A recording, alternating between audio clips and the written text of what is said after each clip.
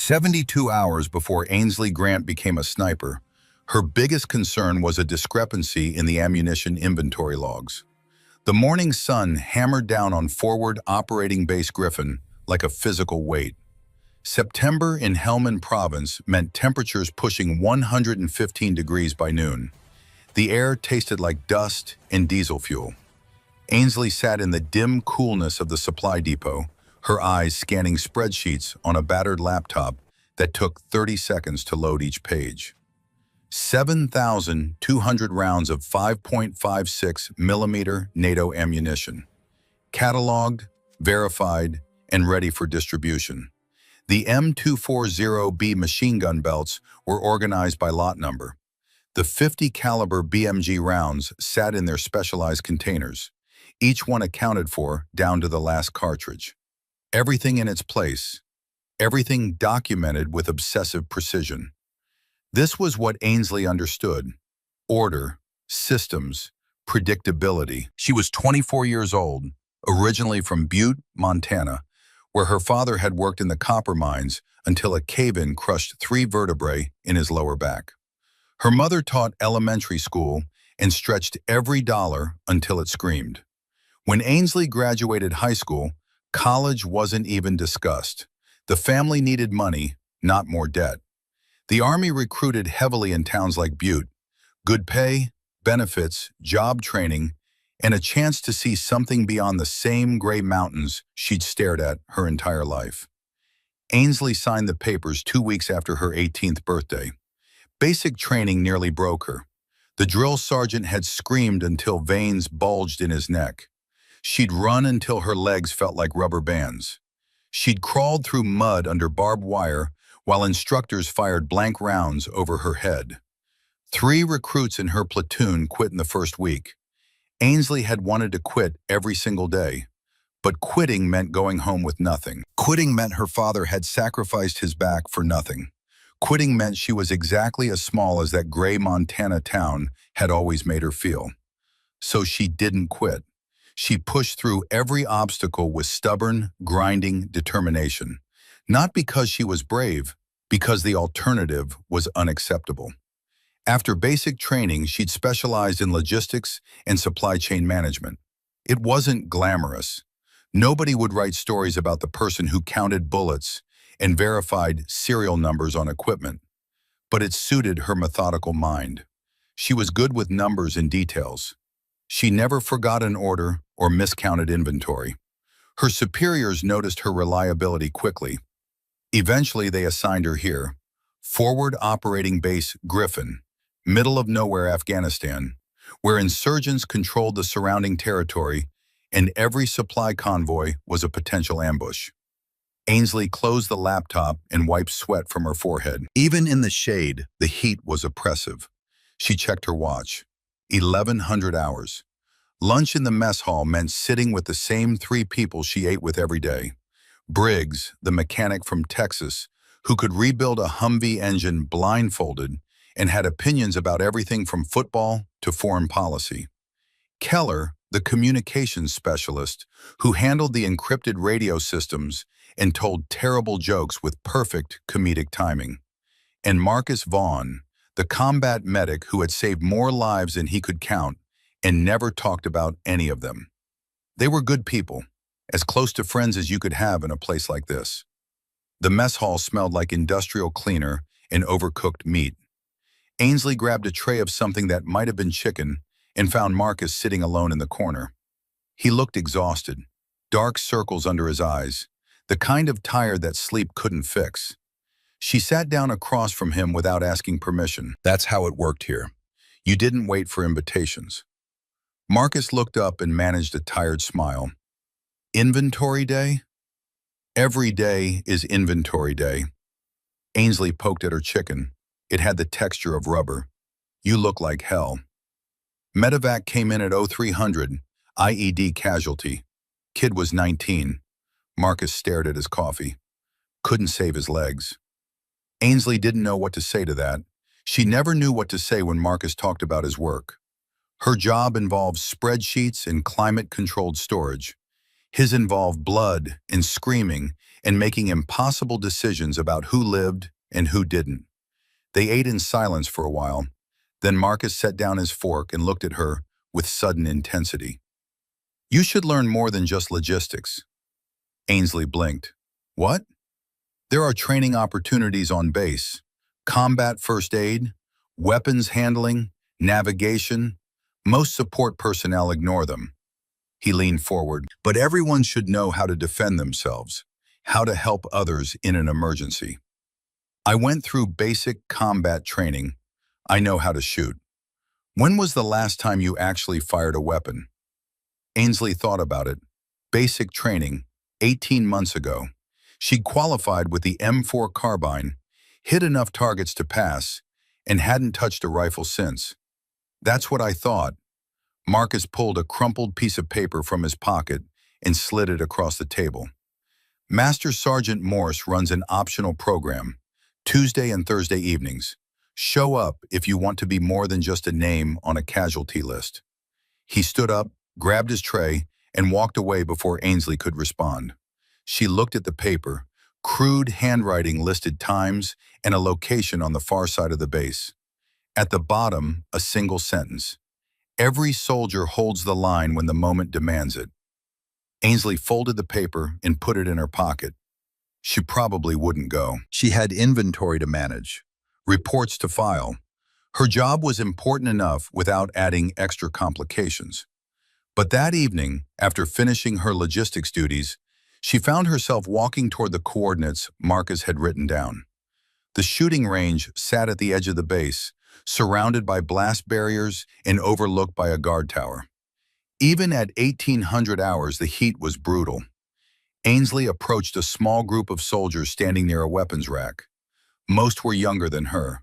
Support personnel by the look of them. People who worked in communications or vehicle maintenance or administrative roles. An older man stood facing them. He had to be in his late 60s, which made him ancient by military standards. His face was weathered and creased like old leather. Scars ran down both forearms. He walked with a slight limp, favoring his left leg, but his eyes were sharp and alert. When he looked at Ainsley, she felt evaluated and measured in about 3 seconds. You're new. His voice was gravelly, like he'd spent decades shouting over gunfire. Name? Ainsley Grant, logistics specialist. Morse, Master Sergeant, retired. You know how to shoot? I qualified in basic training. That means nothing. He walked to the weapons rack and pulled out an M4 carbine. This is an M4, 5.56 millimeter, effective range 300 meters. You'll start here. He handed her the rifle. It felt heavier than she remembered. The metal was hot from sitting in the sun. Morse spent the next 20 minutes going over fundamentals. How to load the magazine, how to achieve a proper sight picture, how to breathe before pulling the trigger. His teaching style was direct and efficient. No wasted words, no encouragement or criticism, just information delivered with the expectation that she would absorb it. Finally, he pointed downrange at paper targets set at 100 yards. Show me what basic training taught you. Ainsley positioned herself at the firing line. Her hands were sweating inside her gloves. She pressed the rifle stock against her shoulder, found the front sight post, and tried to remember everything from 18 months ago. Breathe slowly. Squeeze, don't pull. Follow through. She fired 5 rounds in careful succession. The rifle kicked against her shoulder with each shot. The smell of gunpowder filled her nostrils. When she lowered the weapon, Morse walked downrange without comment. He examined her target, then turned back toward her. His expression was unreadable. He returned and took the rifle from her hands. Look at your grouping. Ainsley squinted at the target. Her 5 shots had punched through the paper in a cluster about the size of her fist, all of them within a few inches of the center. Most beginners scatter rounds everywhere, Morse said quietly. Their hands shake. They flinch. They pull the trigger instead of squeezing it. He looked at her with those sharp eyes. You did none of those things. Your grouping is tight. Your shots are controlled. He paused, and something shifted in his expression. Not quite approval, but recognition. You have natural talent. Most people don't. That means you should develop it. Over the following weeks, Ainsley showed up every Tuesday and Thursday evening. The training became a rhythm she looked forward to. Her logistics work was important, but it was also monotonous. The same spreadsheets, the same inventory counts, the same reports filed in the same format. The shooting range was different. There was immediate feedback. Either the bullet went where she intended or it didn't. No ambiguity, no paperwork, just physics and skill and concentration.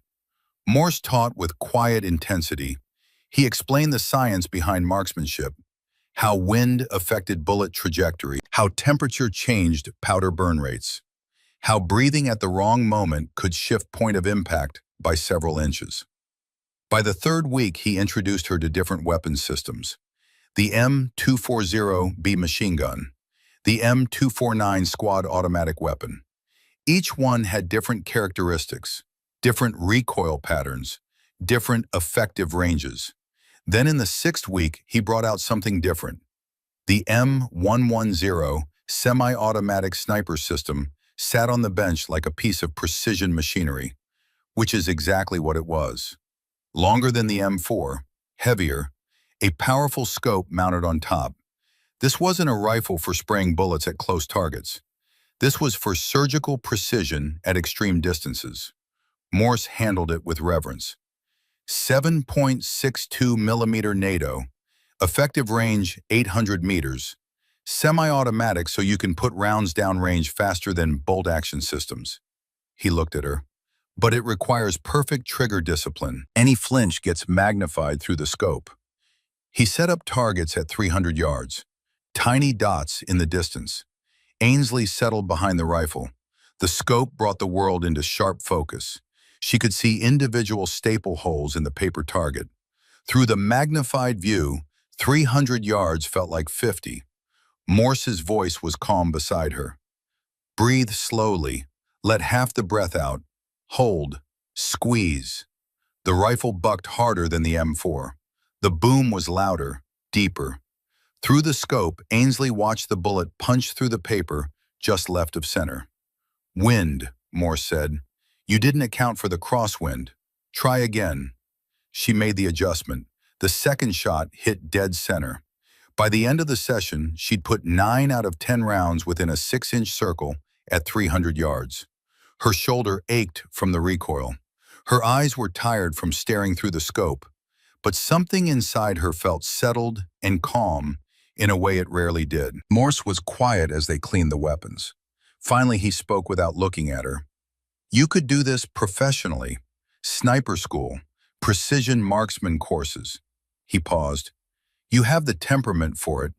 Patience, no ego, ability to stay still and wait. Ainsley laughed, uncomfortable with the suggestion. I'm happy with logistics. I don't need to be a hero. It's not about being a hero. Morse's voice was sharp. It's about using the abilities you have. Not everyone can do what you're doing right now. Most people can't. He turned to look at her directly. I've been teaching marksmanship for 25 years, trained hundreds of soldiers. You're in the top 5% of natural shooters I've ever seen. Ainsley didn't know how to respond to that. She mumbled something about just being lucky and helped finish cleaning the weapons in silence. But Morse's words stayed with her. She thought about them during her inventory duties. She thought about them lying in her bunk at night, listening to the desert wind howl outside. Could she really do more than count bullets? The question felt dangerous, like opening a door she might not be able to close. September turned toward October. The training sessions continued. Ainsley's skills improved steadily. Morse started teaching her advanced concepts, how to calculate bullet drop at extreme ranges, how to read mirage through the scope to estimate wind, how the Coriolis effect from Earth rotation could shift bullets at distances beyond 1,000 yards. One evening, after a particularly good session, Morse invited her to sit on the tailgate of his truck. He produced 2 bottles of water from a cooler and handed her one. They sat in silence, watching the sun set over the desert. The sky turned orange and purple. In this light, you could almost forget the war happening just beyond the blast barriers.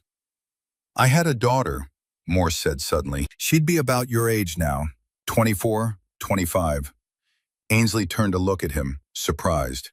He never talked about personal matters. Haven't spoken to her in 6 years. His voice was flat, but pain edged every word. She said I chose the army over family. Said I was never there when it mattered. She's probably right. He took a long drink of water. I gave the military 25 years.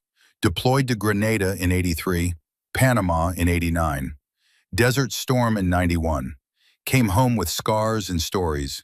But I missed birthdays and graduations and every moment that actually mattered to her. Morse turned to look at Ainsley. His eyes were wet. My wife died of cancer in 2008. My daughter didn't even call to tell me until 3 days after the funeral. That's when I knew I'd failed at the things that were supposed to matter most.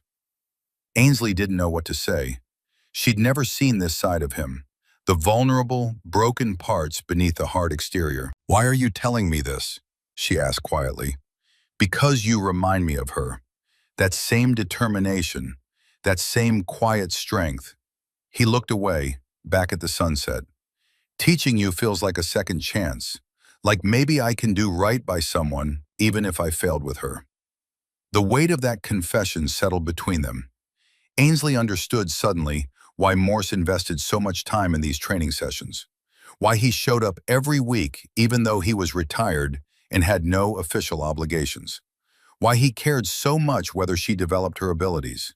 She wasn't just a student, she was a proxy for the daughter he'd lost. I'm sorry, Ainsley said, because nothing else seemed adequate. Don't be sorry, just don't waste what you have. Morse stood up stiffly, his bad leg making him wince. Talent is rare. Purpose is rarer. If you ever find both together, you hold on to them. Mid-October brought news of Operation Valkyrie. The briefing took place in a secured room with maps covering every wall. Ainsley sat in the back with other support personnel, trying to make sense of the tactical overlays and grid coordinates. Lieutenant Boone Garrett stood at the front of the room. He was a compact man in his mid-30s, with a thick Alabama accent and the kind of quiet confidence that came from leading men in combat for over a decade. SEAL team operator, the kind of soldier who made difficult look effortless. He explained the mission with clinical precision. Intelligence indicated a Taliban weapons cache 18 miles north of the base. High-value target confirmed on site. A 14-man SEAL team would insert by helicopter under cover of darkness. They would approach the compound on foot, neutralize enemy fighters, and extract before dawn. The mission required support personnel, someone to manage ammunition resupply, someone to carry extra medical equipment, someone who could stay close to the action but wouldn't panic under pressure. Garrett's eyes scanned the room. I need a volunteer from logistics.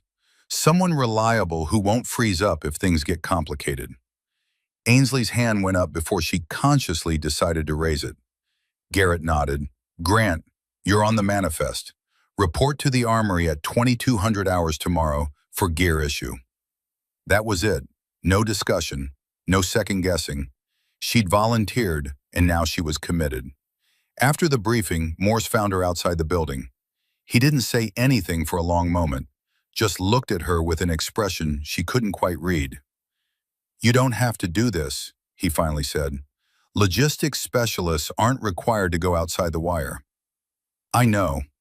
Ainsley felt strangely calm about the whole thing. But they need someone reliable. You've been telling me for weeks that I'm capable of more than I think. Maybe it's time to prove it. Morse studied her face. Then he reached into his jacket and pulled out a small leather notebook. The cover was worn smooth from years of handling. He pressed it into her hands.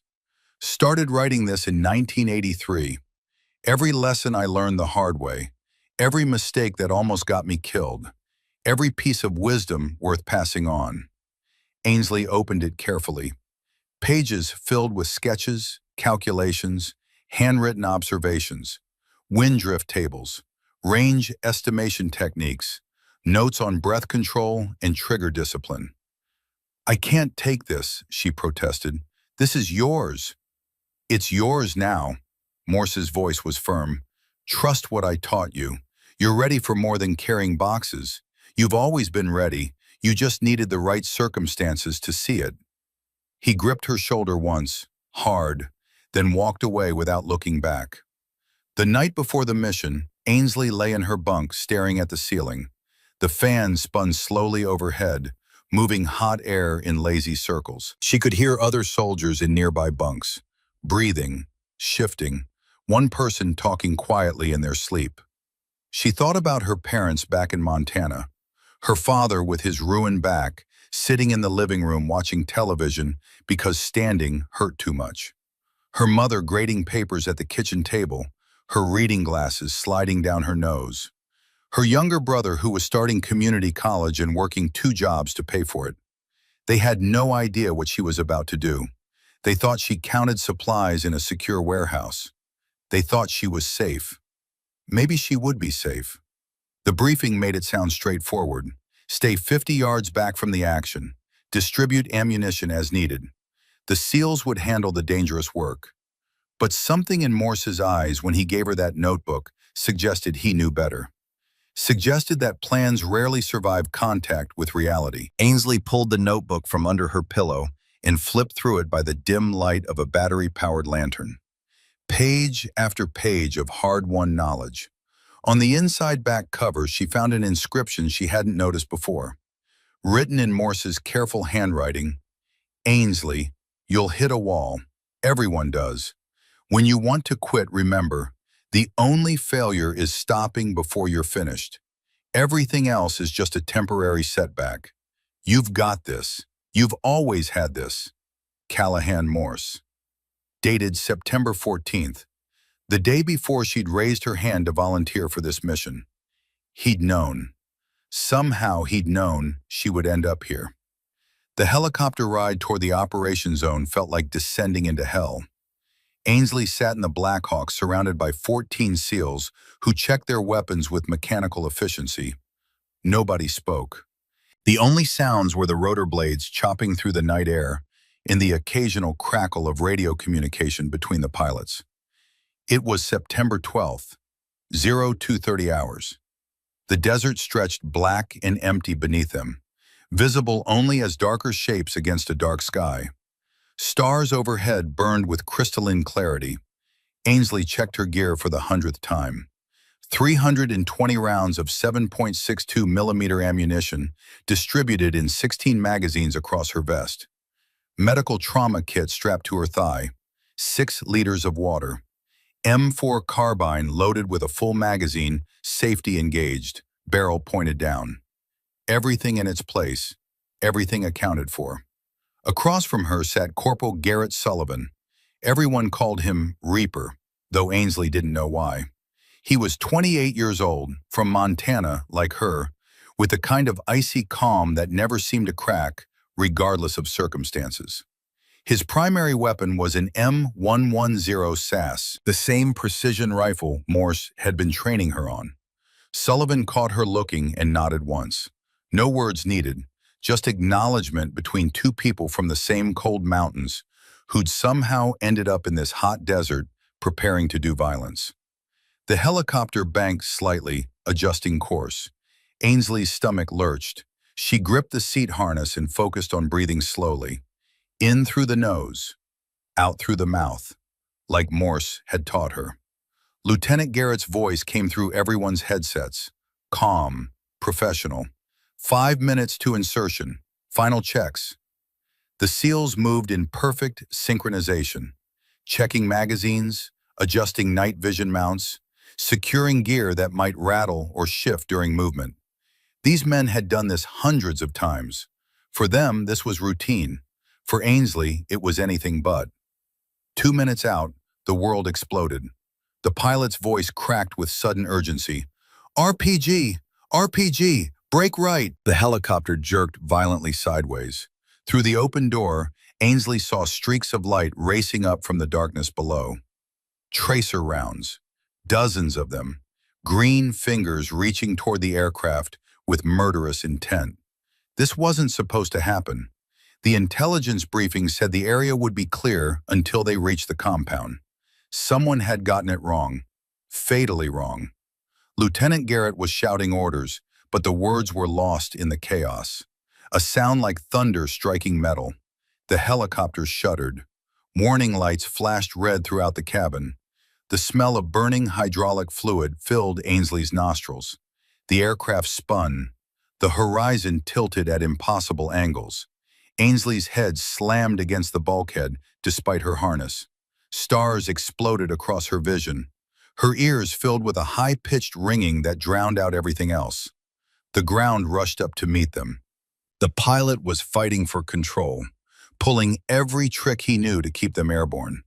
The Black Hawk leveled at the last possible second, but the landing was brutal beyond anything Ainsley had imagined. Impact, metal screaming, the aircraft bouncing once, twice, then sliding sideways across rocky sand. The sound was apocalyptic. Rotor blades disintegrating, structural supports bending, a dust cloud engulfing everything. Then, stillness. Terrible, ringing stillness. Ainsley's hands moved on autopilot. Unbuckle harness, grab rifle, check for injuries. Her head throbbed, blood trickled from somewhere on her scalp, but she could move, she could think. The SEALs were already in motion, pouring out of the damaged helicopter into the night. Lieutenant Garrett was dragging the unconscious pilot from his seat. The co-pilot was bleeding from a head wound, but conscious enough to stumble. Bullets began snapping through the air, the distinctive crack of rounds passing close. Enemy fighters had seen the crash. They were moving in. Ainsley stumbled out of the helicopter on legs that didn't feel entirely connected to her body. The desert stretched in all directions under a sky full of cold stars. Muzzle flashes sparked in the darkness about 180 yards west. She could hear shouting in a language she didn't understand. The SEALs established a defensive perimeter with practiced speed. Lieutenant Garrett was everywhere at once, positioning men, directing fire, assessing the situation. One SEAL named Griffin had the M240B machine gun up and running, pouring suppressive fire toward the enemy positions. Sullivan scrambled up onto a rocky outcropping 30 feet away.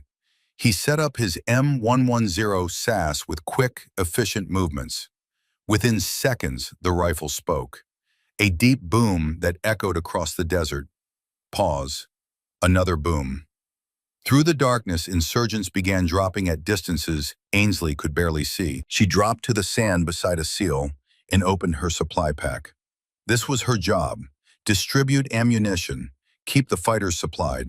She crawled from position to position, delivering fresh magazines and collecting empties. Bullets kicked up sand around her. One round passed so close she felt the displacement of air against her cheek. But she kept moving, because this was what she'd trained for. This was why she'd volunteered. Do the job. Don't think. Just do the job. Sullivan's rifle continued its methodical work. Every 8 to 10 seconds, another boom. Another insurgent eliminated. He was their lifeline. As long as that rifle kept talking, it kept the enemy at a distance they couldn't effectively engage from. Then, at 0312 hours, everything changed. Sullivan shifted position to get a better angle on an insurgent machine gun nest that was beginning to find their range. He exposed himself for just a moment, just one moment. The crack of the incoming round was different from the others. Sharper, more focused. A sniper on the other side had been waiting for exactly this opportunity. The bullet found the gap between Sullivan's shoulder and his body armor plate. The impact spun him around and slammed him against the rocks. His M110 SAS clattered away across the stone. Blood began spreading dark across his uniform. Marcus was moving before Sullivan hit the ground. The combat medic covered 30 feet in seconds, medical kit already in his hands. He reached Sullivan and immediately went to work. Pressure on the wound, packing it with quick clot gauze, starting an IV line with one hand while maintaining pressure with the other. Sullivan was conscious, but in shock. Ainsley could hear him from her position. Can't, can't shoot. Rifle. Lieutenant Garrett's voice cut through the radio traffic, urgent but controlled. We need that gun position active. Sullivan's down. Who can shoot? No one answered. The other SEALs were fully engaged in their sectors. Marcus was treating Sullivan. The pilots were wounded. And the enemy, sensing the loss of that devastating precision fire, were growing bolder, moving closer, their shots becoming more accurate. Ainsley stared at the M110 SAS lying abandoned on the rocks 30 feet away. Starlight glinted off the scope. That rifle had been controlling the entire battlefield. Every time it spoke, insurgents died or took cover or lost their courage. Now it sat silent. Through that rifle, Sullivan had protected everyone. Without it, they would be overrun within minutes. Morse's voice echoed in her memory. You're ready for more than you know. Her body moved before her conscious mind caught up. She dropped her supply pack. Her legs carried her scrambling up the rocky outcropping toward Sullivan's position. She heard Lieutenant Garrett yell something behind her, but the words didn't register. There was only the rifle, only the need. Her hands closed around the M110 SASS. Heavy, familiar from all those training sessions. But this wasn't the range at FOB Griffin. This was real. This was life and death. Ainsley positioned herself exactly where Sullivan had been, behind the rocks. The elevated position gave her a clear view of the approaches. She pressed her eye to the scope, and the world magnified dramatically. Through that powerful optic, she could see everything. Individual faces 350 yards away. Bearded men with wrapped keffiyehs and AK-47 rifles. Young men and old men. Some looked scared, some looked determined. All of them were trying to kill her and everyone she was fighting alongside. Her hands were shaking. The crosshairs wavered wildly across her field of view. This was completely different from shooting paper targets. Real people were down there. Real human beings with families and histories and futures. One of them was setting up a PKM machine gun behind a large rock. If that weapon opened fire, it would tear through the SEAL positions like a chainsaw through paper. Ainsley centered the crosshairs on the fighter's chest. Her breath came in ragged gasps. She tried to remember everything Morse had taught her. Breathing, trigger control, follow through. Don't think about the target as a person. Focus on the mechanics. Just muscle memory and practice. She took a breath, let half of it out, held the rest. Her finger took up the slack on the trigger. Smooth pressure. Steady, steady. The rifle bucked hard against her shoulder. The boom echoed across the desert. Through the scope, she watched the insurgent drop. The PKM machine gun fell silent before it ever fired a shot. She had just killed a human being. Ainsley waited for horror, for guilt, for some overwhelming emotional reaction. But there was only a strange numbness and the immediate urgent need to find the next target. Because people were depending on her, because this was the moment, because she was holding the line. Her hands worked the bolt action, chambering a fresh round. The spent brass casing ejected and clinked against the rocks. She scanned for another threat. A fighter was running between positions, exposed. She led him slightly to account for his movement. Fired. He went down hard. The rifle became an extension of her body. Load, aim, breathe, fire. Each shot was a separate task requiring total concentration. She stopped thinking about the bigger picture. There was only the scope view and the trigger. Below her position, she heard Lieutenant Garrett on the radio. Surprise in his voice, but also approval. Grant's on the gun. Someone got Grant on the gun. She didn't correct him. It didn't matter. All that mattered was the next shot. The enemy fighters began taking casualties from the elevated sniper position and realized the American sniper was active again. They became more cautious, staying behind cover, limiting exposure. This was exactly what the SEALs needed. Breathing room. A chance to reorganize. Ainsley shifted her focus to high-value targets. An enemy commander directing fighters from behind a disabled vehicle. Range, approximately 520 yards. Wind, negligible. She adjusted her aim point slightly high to account for bullet drop. Held her breath. Fired. The commander dropped. The fighters around him scattered in confusion. Without clear leadership, their attack became disorganized. Some retreated. Others continued forward, but without coordination. Minutes blurred together. Ainsley lost count of her shots. The rifle grew hot from repeated fire. Sweat dripped into her eyes, making it hard to see through the scope. Her shoulder ached from the recoil. But she kept shooting because stopping meant dying. A bullet struck the rock inches from her head. Stone fragments sprayed across her face.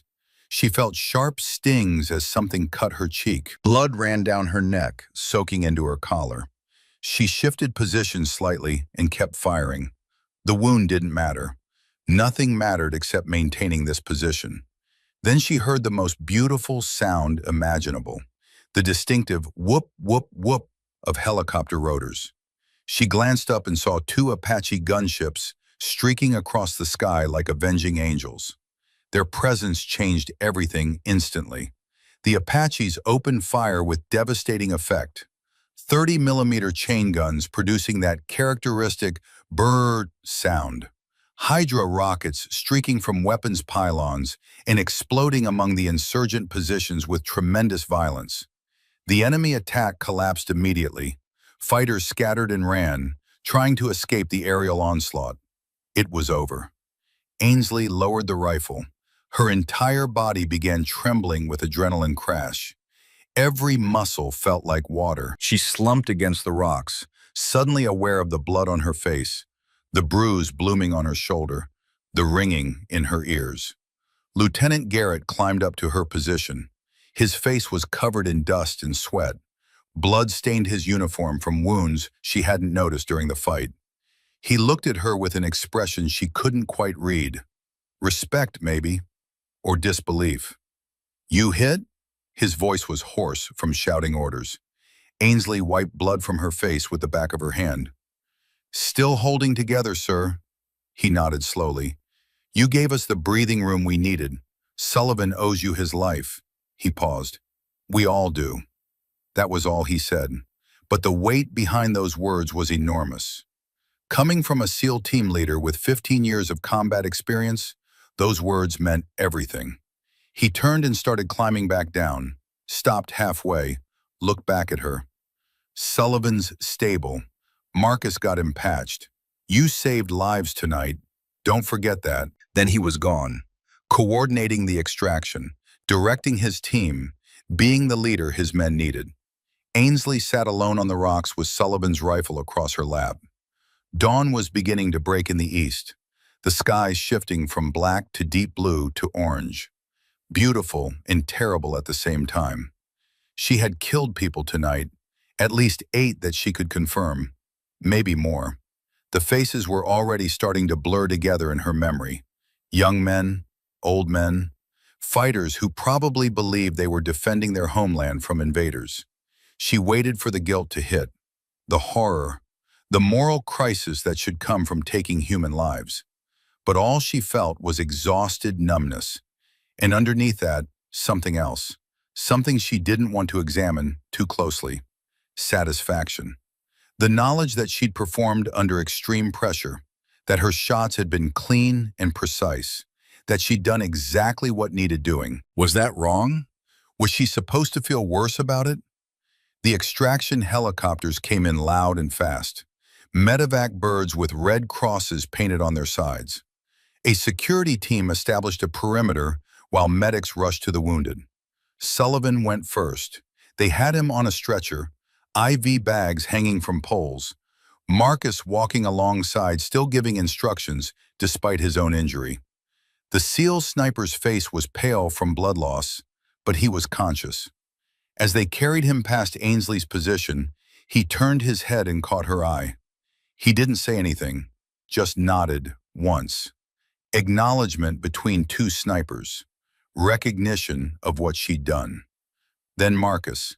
The combat medic argued with the other medics the entire time, insisting he could walk, that his leg wound was minor, that others needed treatment first. They ignored him and loaded him onto the second bird anyway.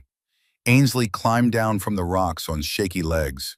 Her body felt like it belonged to someone else. She moved through a haze of exhaustion and shock, gathered her scattered gear, picked up her supply pack, counted magazines without thinking about it. 12 empty, 4 still full. Marcus appeared beside her before boarding the helicopter. He took Sullivan's rifle from her hands, gently, reverently. Sullivan's gonna want to thank you himself when he's out of surgery. Marcus's face was gray with pain, but his eyes were clear. You pulled our asses out of the fire, Grant. Don't let anybody tell you different. He limped toward the helicopter, turned back once more. Also, you might want to see the doc about that concussion. You've got a serious head wound bleeding all over the place. Ainsley touched her scalp. Her hand came away crimson. She hadn't even noticed. Funny how pain became irrelevant when you were fighting for survival. The flight back to FOB Griffin took 20 minutes. Ainsley sat in the helicopter staring out the open door. The battlefield receded below, bodies scattered across the sand, smoke rising from destroyed vehicles, brass casings glinting in the early sunlight, evidence of violence that would be covered by desert sand within days. She thought about the faces she'd seen through the scope, wondered if they had families, children, people who would grieve them. Then she pushed those thoughts away because that path led to madness, to paralysis, to an inability to function. Morse had warned her about this.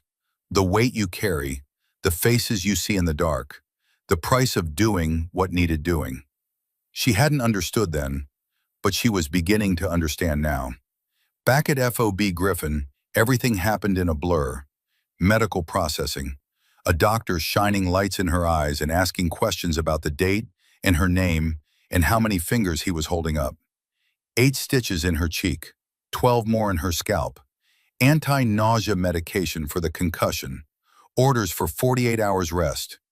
Ainsley nodded and agreed to everything. Then she went to her bunk and lay down fully clothed and stared at the ceiling while her mind replayed every shot in photographic detail. Face number 1, young man with a wispy beard, maybe 20 years old, setting up the PKM, dropped by her first shot, center mass, clean kill. Face number 2, runner between positions, mid-30s, scarred face visible even at 300 yards, led him perfectly, dropped him mid-stride. Face number 3, the commander, gray in his beard, authority in his posture, eliminated and the entire attack collapsed. How many more? She'd lost count after 7 or 8, but each face was burned into her memory with perfect clarity. Young and old, scared and determined, all dead by her hand. Sleep wouldn't come, not even close. Her body was exhausted, but her mind raced like an engine stuck in high gear. Every time she closed her eyes, she saw the scope view, crosshairs settling on human targets, the kick of recoil, the knowledge that another person had stopped existing because of her actions. At 0400, she gave up trying to sleep, walked to the shower facility in the pre-dawn darkness. The water ran scalding hot. She stood under it until her skin turned red, scrubbed at the dried blood in her hair, watched pink water swirl down the drain. She scrubbed until her skin felt raw, until the water ran clear. But she still didn't feel clean, wondered if she ever would again. The mess hall was nearly empty at 0530. Ainsley poured herself a cup of coffee that tasted like battery acid and motor oil, sat at a corner table watching the sun rise over the blast barriers. Other soldiers filtered in gradually. Some glanced at her. Word had already spread about what happened during Operation Valkyrie, about the logistics specialist who became a sniper. She was no longer invisible, no longer just the quiet girl who counted bullets. People saw her differently now, saw someone who had stepped up when it mattered, saw a warrior. The attention made her want to disappear. She wasn't a warrior. She was someone who'd picked up a rifle because there was no other choice. Someone who'd done what needed doing and now had to live with the consequences. Footsteps approached. She looked up and saw Master Sergeant Callahan Morse standing beside her table. He didn't ask permission, just sat down heavily, his bad legs stretched out to the side. His weathered face showed deep concern. "How you holding up, kid?" Ainsley shrugged, sipped her terrible coffee. "I'm fine." "That's a lie." Morse's voice was gentle but firm. "Nobody's fine after their first combat, not ever." They sat in silence for a while, the mess hall gradually filling with morning personnel, voices and clatter of trays, the normal sounds of military life continuing despite the violence that had happened just hours ago. Finally, Morse spoke again. "Grenada, 1983. I was 37 years old. First time I killed someone through a scope." Ainsley looked at him. He was staring at his coffee cup like it held answers. "Insurgent at 600 yards. Clear shot, perfect conditions. I pulled the trigger and he dropped." Morse's jaw tightened. "Then I threw up behind my position, heaved my guts out while my spotter pretended not to notice." He looked up at her. His eyes were wet. Nightmares for months, his face on repeat, wondering if I could have wounded him instead, wondering if he had kids, if his wife would cry when she learned he was dead. He paused. The guilt nearly broke me. Ainsley felt something loosen in her chest. The knowledge that this legendary instructor had experienced the same horror she was feeling. "Does it get easier?" Her voice came out smaller than she intended. "No." Morse's answer was immediate and honest. "It never gets easier, but you learn to carry the weight better. You learn to put those faces in a box and only open it when you can handle it." He leaned forward. "Here's what matters. You did the right thing for the right reasons. Those men were trying to kill your team. You protected them. That's not murder, that's war. And war is ugly and horrible, but sometimes necessary." "I keep seeing them," Ainsley whispered, "every time I close my eyes." "You will for a long time, maybe forever." Morse reached across and gripped her hand. "But you're still you. You're still the girl from Montana who counts bullets and takes pride in doing things right. What you did last night doesn't erase that, it adds to it." He pulled back, took a drink of coffee, made a face at the taste. "I lost my daughter because I never learned to process this stuff, never talked about it, kept it locked inside until it poisoned everything." His voice cracked. "Don't make my mistakes, Ainsley. Don't let this consume you." The use of her first name hit different. He'd always called her Grant or Kid. This felt personal, like a father talking to a daughter. Tears ran down his weathered cheeks. "Teaching you has been the closest thing to redemption I'll ever get. Watching you discover what you're capable of, seeing you become something extraordinary." He looked at her directly. "That matters to me more than you'll ever know." Ainsley felt her own eyes filling. "I almost got people killed. I froze for a second before I picked up that rifle." "But you didn't freeze long. You acted. And that action saved Sullivan's life, saved Marcus, saved Lieutenant Garrett and his entire team." Morse's voice was fierce. "1 second of hesitation is human. What matters is what you did after." They sat together as the sun climbed higher. Morse shared more stories. His first kill, his worst kill, the men he'd lost, the weight he carried every day. He spoke with brutal honesty about the cost of being a sniper, the faces that never left, the moral calculus of taking life to protect life. And slowly, Ainsley began to understand that what she felt wasn't wrong. It was the price of doing something that mattered, the cost of being someone who stood when others needed you to stand. "What do I do now?" she asked finally. "You keep moving forward, one day at a time. You process what happened, you acknowledge the weight, and you decide what kind of person you want to be going forward." He stood up stiffly.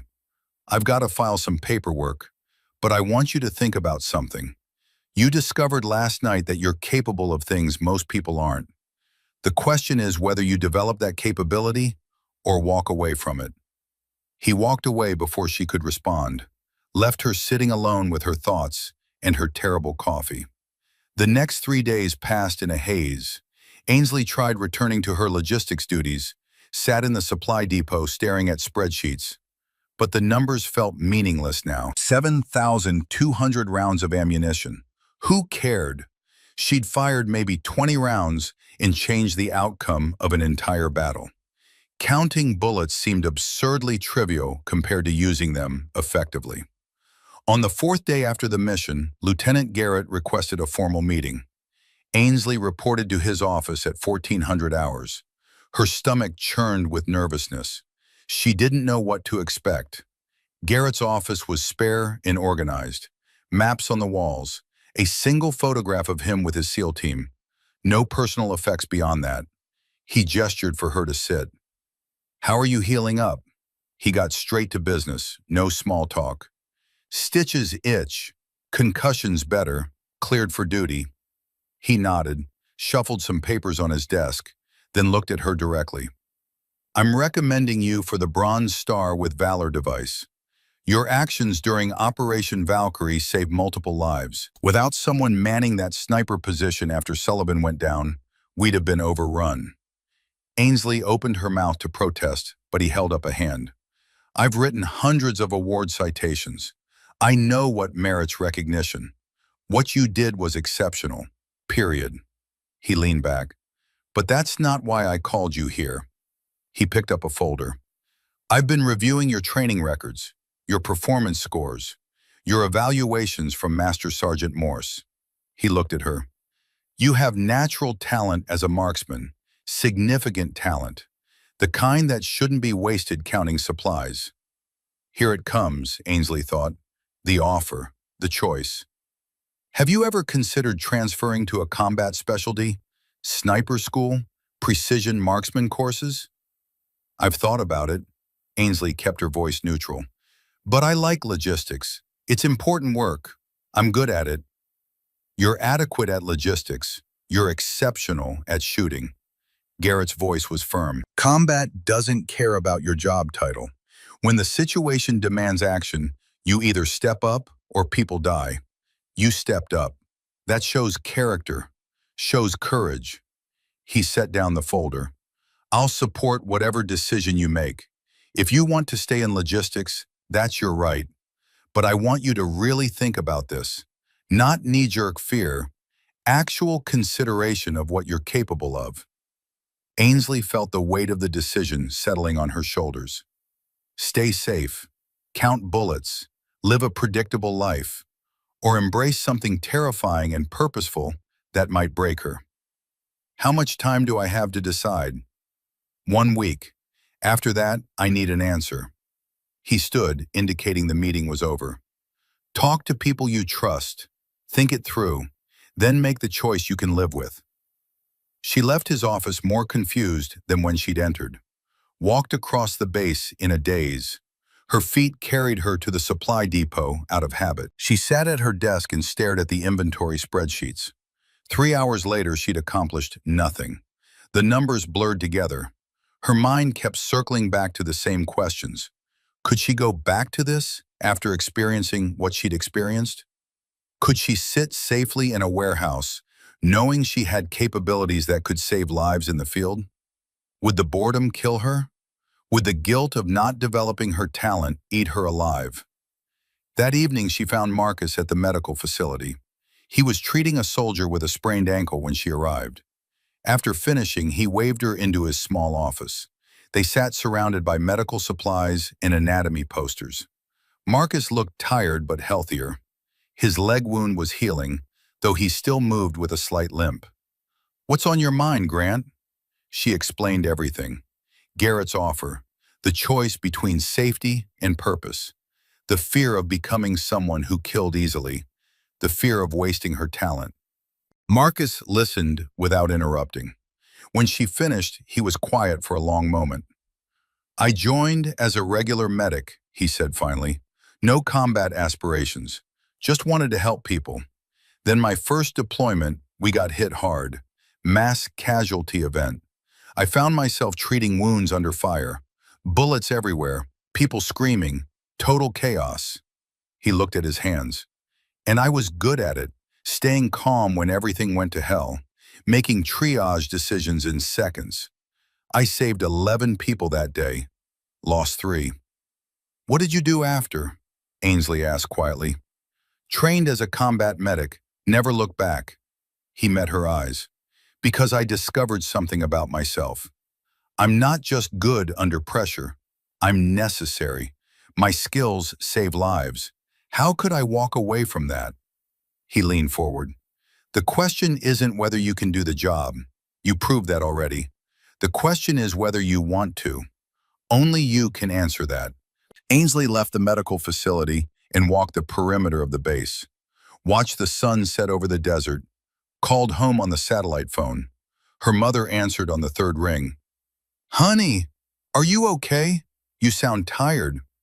I'm fine, Mom. Just been busy. Ainsley couldn't tell her about the mission, about the kills, about any of it. How's Dad? Same as always.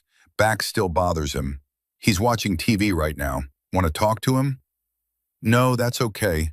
Just wanted to hear your voice. They talked about nothing for 20 minutes.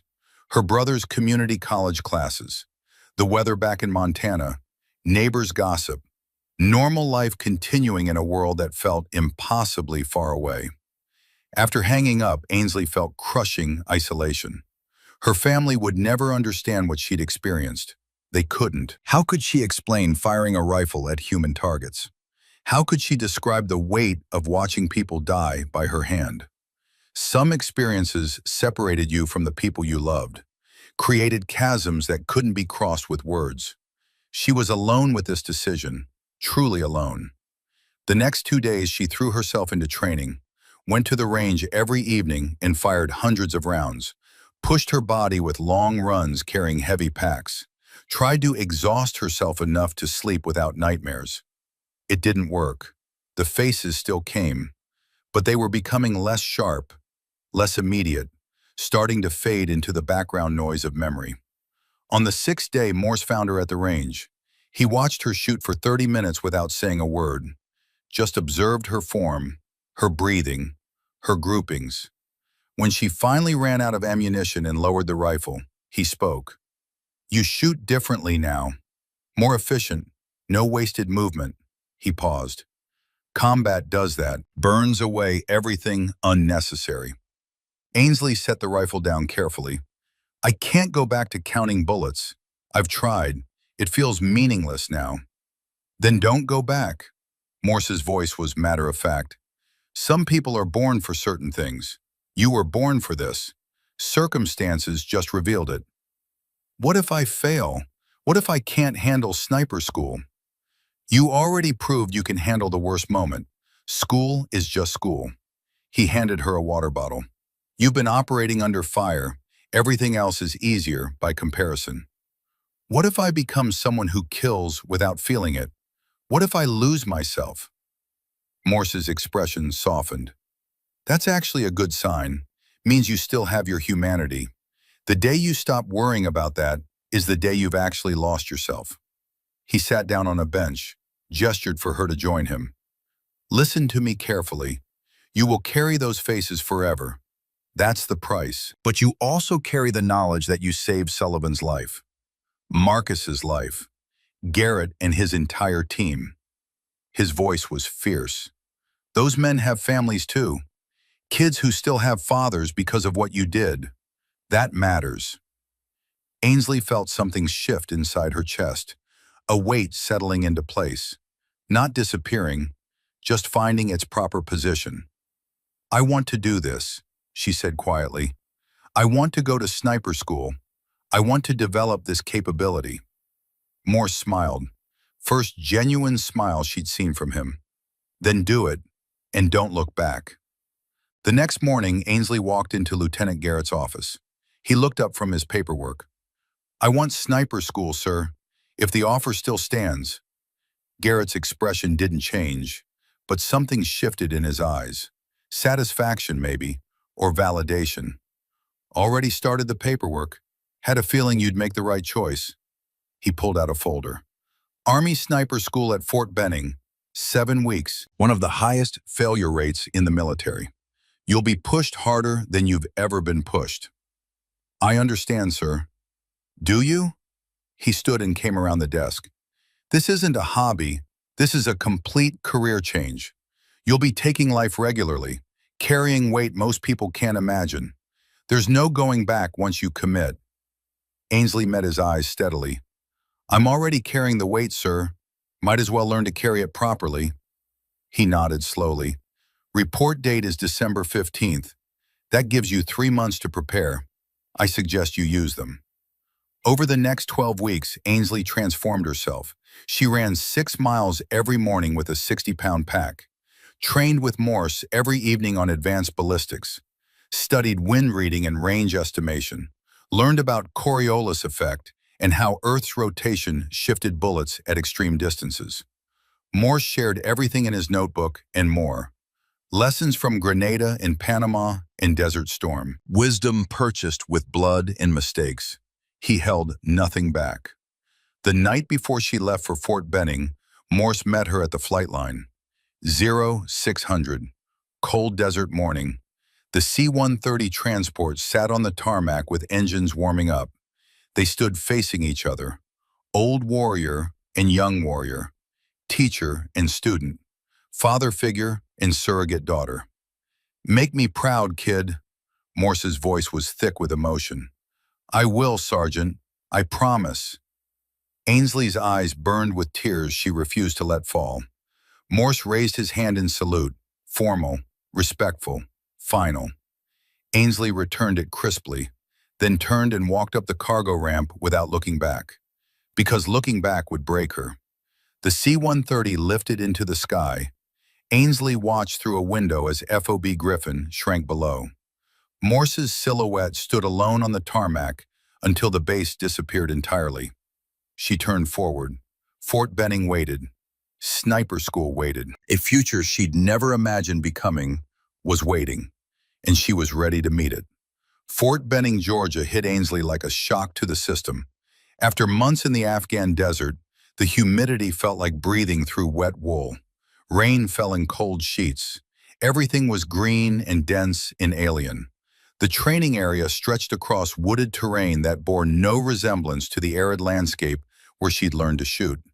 She reported on December 16, 2012, carrying a single duffel bag and Morse's leather notebook. 25 other students stood in formation outside the Sniper School headquarters. Most were men, infantry veterans with multiple deployments, Rangers with combat patches on their shoulders, Marines who looked like they'd been carved from granite. 2 other women stood in the formation. One was tall and angular with short blonde hair. The other was compact and muscular with skin dark as mahogany. They didn't acknowledge each other. Nobody acknowledged anybody. Everyone was too busy sizing up the competition. A man emerged from the headquarters building.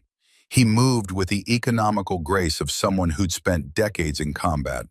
Mid-40s, scarred face with a nose that had been broken multiple times, missing his left pinky finger. His eyes were hard and evaluative. I am Sergeant First Class Declan Harrow. I will be your lead instructor for the next 7 weeks. His voice carried across the formation without shouting. I don't give a damn about your background, your rank, or your gender. You are all equally worthless until you prove otherwise through performance. He paced along the formation, stopped in front of a muscular ranger who stood at rigid attention. This course has a 70% failure rate. Most of you will wash out. That's not a threat. It's a statistical fact. He resumed pacing. You will be pushed past your limits, sleep-deprived, underfed, tested in ways that will break your body and your mind. The question is whether you have the will to continue when every fiber of your being wants to quit. He stopped at the center of the formation. There are no participation trophies here, no credit for trying. You either meet the standard or you fail. Welcome to hell. The first week focused on marksmanship fundamentals. 300-yard qualification on day 1. 8 out of 10 hits minimum to continue. Ainsley watched 3 students fail immediately. Their shots scattered across the targets in patterns that revealed fundamental flaws in technique. They were recycled to remedial training. Might rejoin a later class, probably wouldn't. Ainsley shot perfect. 10 out of 10. The other female student, the blonde one, also shot perfect. They made eye contact for the first time. Brief acknowledgement, no words needed. Harrow walked the line checking targets. He paused at Ainsley's, studied the tight grouping, looked at her face with its healing scar from the stone fragments. He said nothing, just moved on. But she saw recognition in his eyes. He knew she'd seen combat. The weapons education was exhaustive. M24 sniper weapon system. Bolt action. 7.62 millimeter NATO. Effective range 800 meters. They stripped it down and reassembled it blindfolded. Learned every component, every failure point, how to clear malfunctions in the dark. The M110 SAS felt familiar in Ainsley's hands. She'd fired Sullivan's rifle under the worst conditions imaginable. This classroom version felt tame by comparison. She worked the action with confidence that came from experience purchased in blood. Week 2 introduced fieldcraft. Constructing ghillie suits from burlap and natural vegetation. Ainsley's methodical nature served her well. She measured thread spacing with precision, matched colors exactly to the Georgia vegetation, created a suit that blended seamlessly with the forest floor. Harrow examined her work. "This looks like something from a museum. Well done, Grant." First praise she'd heard from him. It felt like winning a medal. Then came stalking exercises, the moment where confidence turned to hubris. The objective seemed straightforward. Move 150 meters through wooded terrain toward 2 walker instructors who were actively searching for students. Reach a firing position undetected. Time limit, 3 hours. Ainsley had shot perfect all week. She'd constructed the best ghillie suit in the class. She'd proven herself under actual combat conditions. This exercise felt almost trivial by comparison. She moved too fast, impatient to demonstrate her skill, confident that her natural talent would carry her through. At 100 meters, a walker blew his whistle. Sharp, loud, final. "Busted! Stand up, student!" Ainsley stood. Mud and leaves fell from her ghillie suit. Her face burned with humiliation. The walker approached. He was older, gray in his hair, eyes that had seen everything and were unimpressed by all of it. "What's your name?" "Grant, Sergeant." "Well, Grant, you just got yourself and your entire team killed. Your impatience, your overconfidence, your failure to respect the fundamentals." He pointed back toward the start line. "Walk back and think about what you did wrong." The walk of shame took forever. Other students watched from concealment. She felt their eyes tracking her, felt their judgment. The combat veteran who couldn't handle a basic stalking exercise. Harrow waited at the start line. His expression was worse than anger. It was disappointment. "What happened out there, Grant?" "I moved too fast, Sergeant First Class. I was overconfident." "Yes, you were." He crossed his arms. "Combat gave you a false sense of capability. You think because you performed once under fire, you've mastered the fundamentals. You haven't. You got lucky, and luck runs out." The words hit harder than any curse would have, because they were true. That night, Ainsley lay in her bunk, replaying the failure. The whistle, the walk back, Harrow's disappointment. She'd proven herself in Afghanistan only to fail at a training exercise. What did that say about her actual skill level? Maybe she didn't belong here after all. The next morning, a student approached her at breakfast. He was older than most, early 30s, infantry veteran based on his unit patch, lean and weathered with kind eyes. "Saw you get walked yesterday. I'm Brixton Fallon. Everyone calls me Brick." He sat down without asking. "Happened to me on my first attempt too. Happens to most people. How'd you pass the retest?" slowed down, trusted the process. He took a bite of terrible scrambled eggs. Slow is smooth, smooth is fast. Rushing gets you killed, or in this case, walked. Over the next 3 days, Ainsley practiced obsessively. Spent 8 hours in the woods moving at glacial pace. Lay motionless in underbrush while mosquitoes covered every exposed inch of skin. Didn't scratch, didn't move.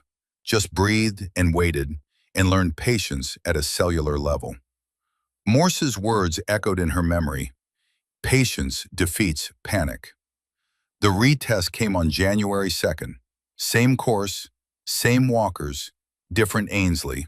She took 2 hours and 40 minutes to cover 150 meters, moved 6 inches at a time at her slowest points, froze completely when walkers passed within 10 feet, became part of the forest rather than something moving through it. She reached the firing position undetected, set up behind her rifle, acquired the target through her scope. Perfect. Harrow was waiting at the extraction point. He looked at her differently now. The disappointment was gone, replaced by something harder to define. Respect, maybe. Better, much better. He actually smiled. Small, brief, but genuine. You learned the lesson. Week 3 brought sleep deprivation. Random wake-ups at 0200, 0330, 0445. Surprise drills in full gear. 4-mile runs followed immediately by weapons qualification. The purpose was testing whether they could maintain shooting accuracy while exhausted. Ainsley discovered that exhaustion made everything harder. Her hands shook. Her vision blurred. Simple calculations took twice as long. But Morse had trained her for this, had pushed her in those evening sessions until she could barely stand. The muscle memory remained even when conscious thought failed. Students continued dropping. Week 3, 26 became 21. Injuries took 2. Voluntary withdrawals took 2. Academic failure took 1 who simply couldn't calculate windage under pressure. Ainsley watched each departure with mixed feelings. Relief that she was still here, fear that she might be next. Week 4 introduced nutritional restriction, MREs only, deliberate calorie deficit, simulating field conditions where food was limited and the mission continued regardless. Ainsley lost 8 pounds in 2 weeks. Her uniforms hung loose, her face became gaunt, but her shooting remained precise. Week 5 brought urban operations, mock-up city terrain with 3-story buildings and narrow alleys, limited sightlines, moving vehicles, pop-up targets that appeared and disappeared in seconds. This was where Ainsley's mathematical mind excelled, calculating angles through building windows, compensating for elevation changes, reading wind patterns disrupted by urban canyons. 3rd floor window, 15-degree downward angle, 280 meters, wind negligible in the urban corridor. She made the calculations automatically, fired, perfect hit. Harrow watched from behind. Your mind works fast, good instincts for geometry. Then came the critical test, January 24th, 10 shots, 10 different urban scenarios. Must hit 8 out of 10 minimum to continue. Ainsley approached the firing line, feeling good. Confident, but not overconfident. She'd learned that lesson. Shot 1, hit, clean. Shot 2, hit. Shot 3, miss. She'd misjudged wind through a building gap. The bullet went 6 inches right. She felt panic rising, pushed it down, breathed, refocused. Shot 4, hit. Shot 5, miss. She flinched on the trigger, pulled instead of squeezed. Rookie mistake from someone who should know better. The panic grew stronger. 2 misses already, could only afford 1 more. Shot 6, miss. Complete mental blank. Forgot to compensate for elevation.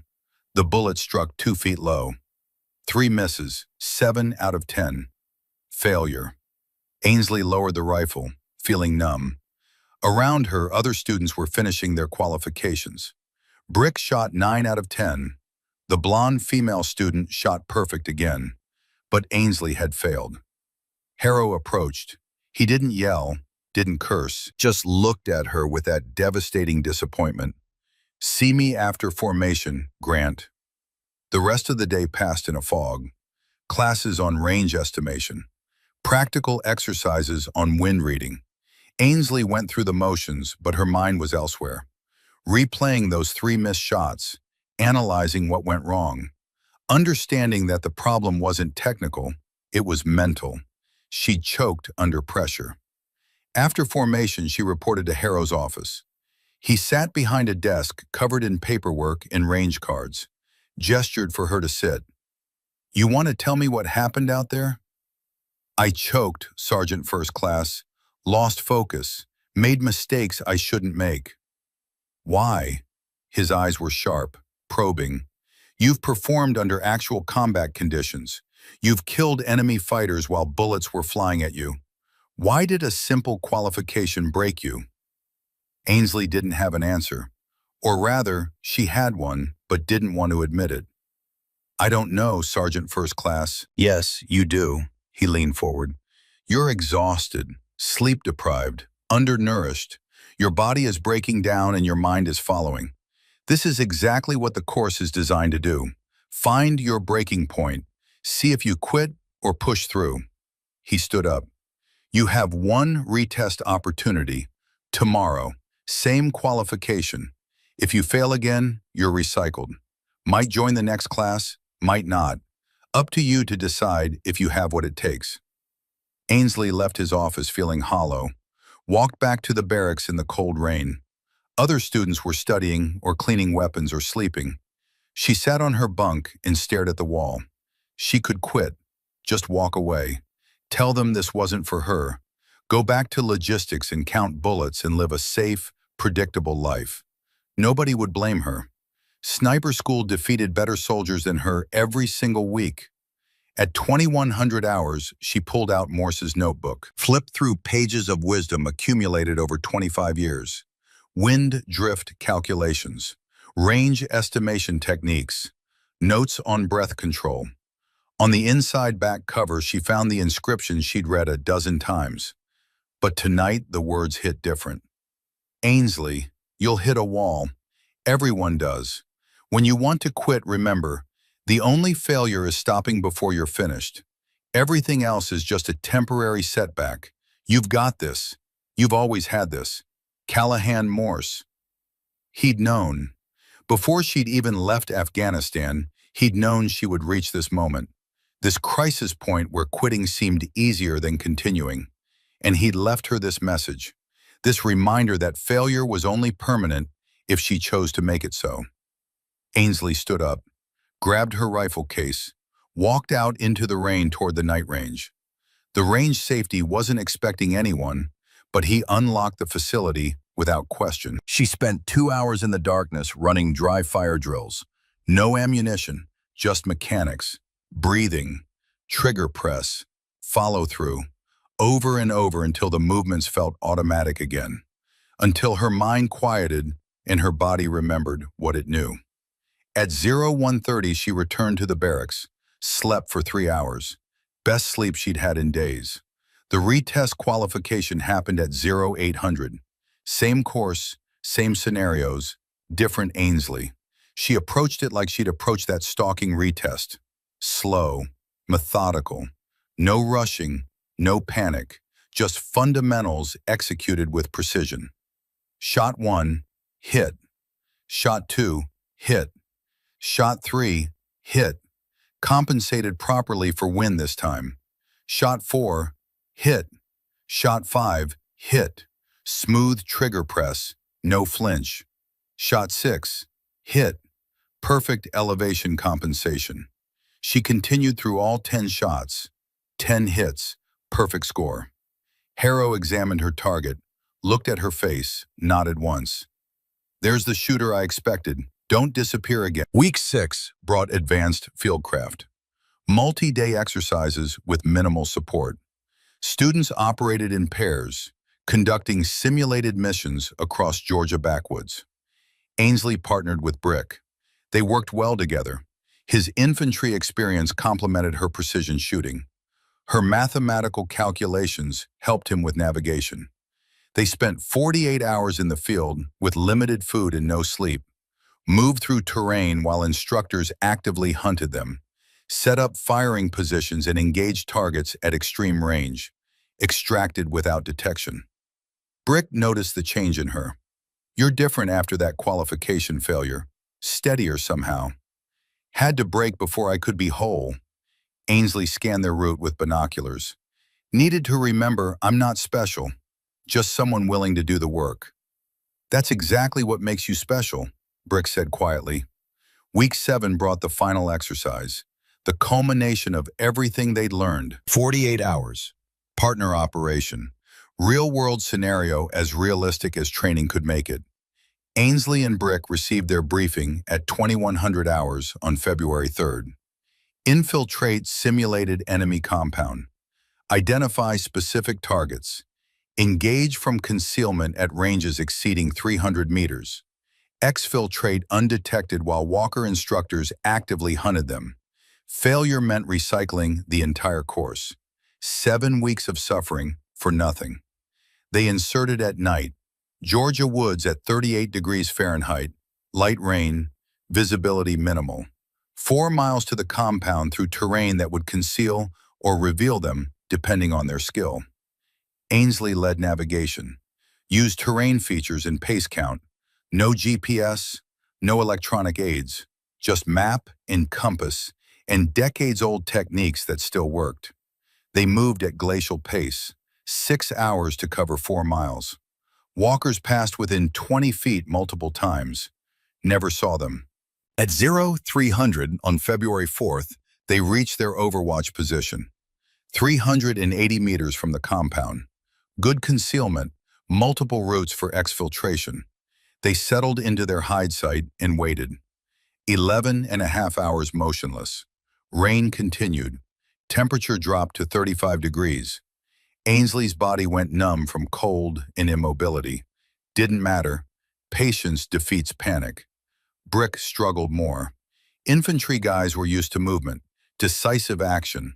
Waiting without purpose went against their nature, but he trusted the process, stayed still, let the discomfort exist without fighting it. At 14:30 hours, their target appeared. Role player in compound courtyard. Range confirmed at 382 meters. Wind pushing left to right at 6 miles per hour. Temperature and humidity already calculated. Ainsley made the final adjustments. Windage compensation. Elevation. Breathing slowed to almost nothing. Crosshairs settled. Finger took up trigger slack. The shot broke clean. Through the scope, she watched the simulation round strike center mass. Perfect. Brick followed 8 seconds later. Also perfect. They immediately began exfiltration. Walkers would converge on the compound within minutes. Had to move fast but remain undetected. 8 miles to extraction point via a longer, more concealed route. Ainsley and Brick moved like ghosts. Used every bit of terrain, every shadow, every fold in the ground. Walkers passed them multiple times. Once within 5 feet, never saw them. They reached extraction at 2200 hours, 14 hours after insertion, completely undetected. Mission complete. The observer instructor at extraction actually smiled. That was textbook. One of the best stalking and shooting combinations I've seen in recent classes. Well done. Graduation day arrived February 8th. Cold and clear. 26 students had started. 9 stood in formation to receive their sniper tabs. 65% failure rate. Higher than average. This had been a particularly brutal class. Ainsley stood at attention as the commandant approached. He pinned the tab to her uniform. Small piece of cloth that represented 7 weeks of suffering. Hundreds of hours of training. Pushing past every limit she thought she had. Congratulations, Specialist Grant. You are now a qualified United States Army sniper. Her parents watched via video link. Her mother cried. Her father sat speechless. Her brother sent a text that made her laugh. You're officially the scariest person I know." After the ceremony, Lieutenant Garrett appeared. She hadn't known he was coming. The SEAL team leader had flown from California specifically for her graduation. "SEALs don't forget debts." He handed her a challenge coin. SEAL Trident on one side, team number on the other. "You saved Sullivan's life. Mine. Everyone's. That makes you family. Always." He offered his hand. She shook it. "Doors open if you ever want to join our world. Just say the word." "I appreciate it, sir, but I found my path." He nodded, understood, respected it. A familiar voice called from behind.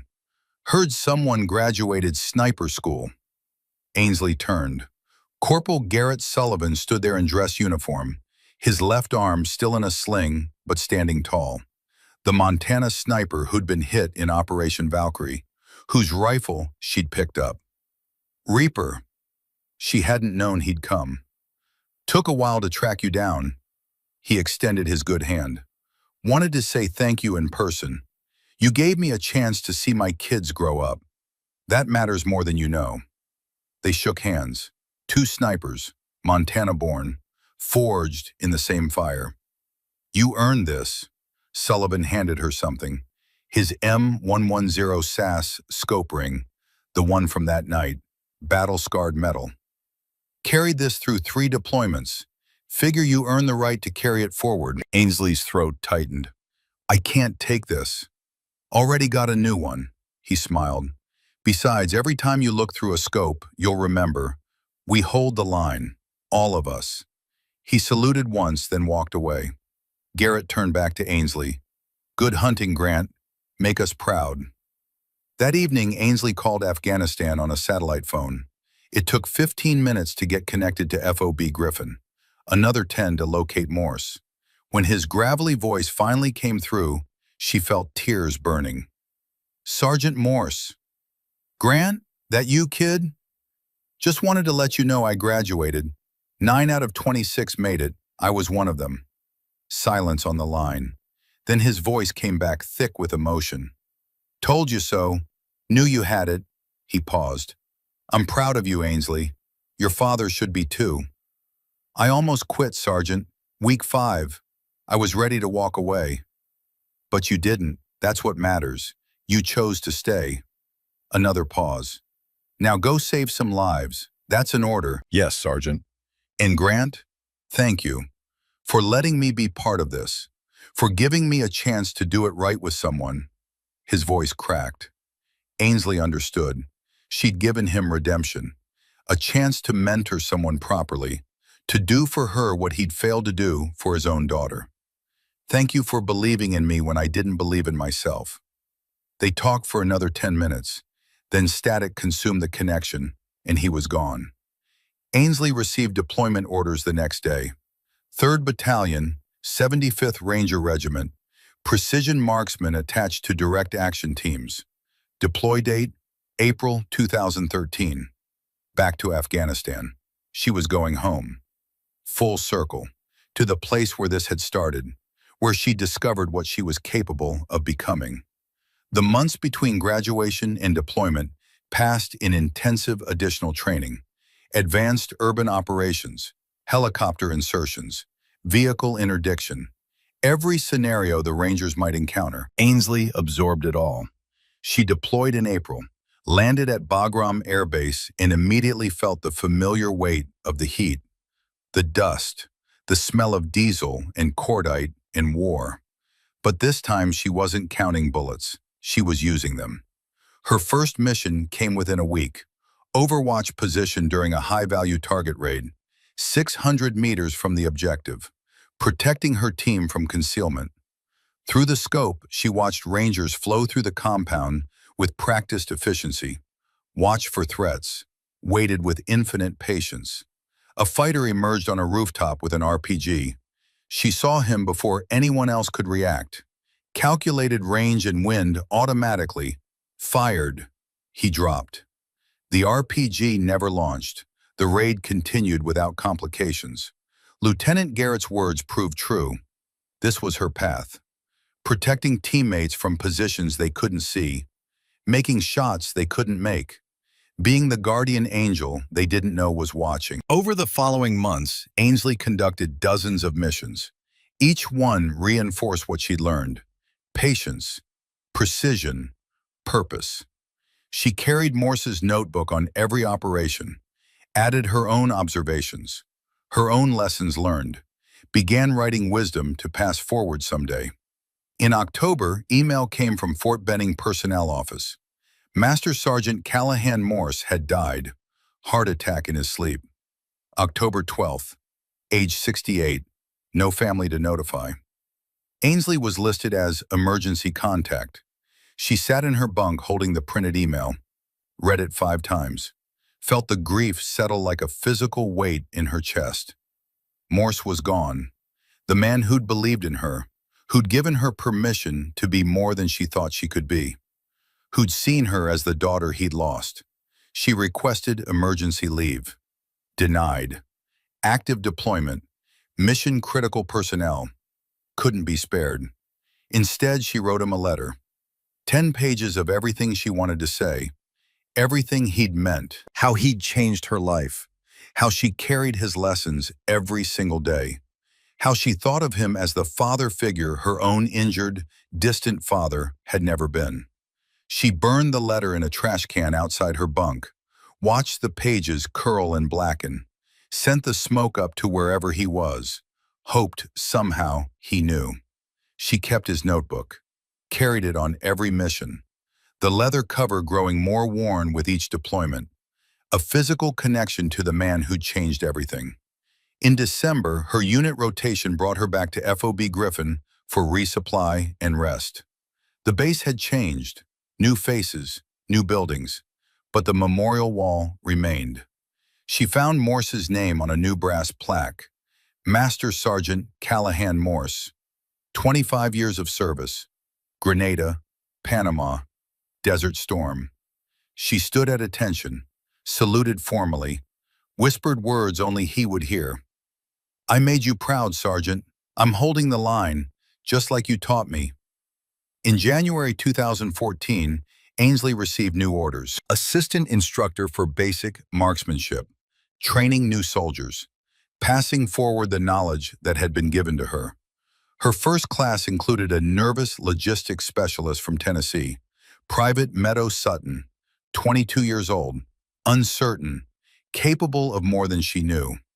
Ainsley handed her an M4 carbine. "Let's see what you've got." Meadows' first grouping was tight, natural talent visible immediately. She looked up surprised. "I didn't know I could do that." Most people don't know what they're capable of until circumstances demand it. Ainsley smiled, remembered herself 18 months ago. "You're different, natural shooter. That's rare." Over the following weeks, Ainsley worked with Meadow, saw the same progression she'd experienced, uncertainty becoming confidence, fear becoming purpose, a logistics specialist discovering she could be more. One evening after training, Ainsley gave Meadow a small notebook. New one, leather cover. Inside, she'd written lessons from Morse's notebook and lessons from her own experience. The cover inscription read, "Patience defeats panic. Everyone holds a line when needed. AG." Meadow opened it carefully, flipped through pages filled with calculations, sketches, handwritten wisdom. Her eyes widened as she recognized what she was holding. "Sergeant Grant, I don't understand. Why me?" "Because 2 years ago someone saw potential in me I didn't see in myself." Ainsley's voice was steady. "Gave me permission to be more than I thought possible. Now I'm giving you that same permission." Meadow's eyes glistened. "What if I'm not ready?" "Nobody's ready. You just become ready by doing." Ainsley started to walk away, then stopped. "Oh, and Meadow, when you get to sniper school, and you will, remember, patience defeats panic." She left Meadow standing there, clutching the notebook with reverent care.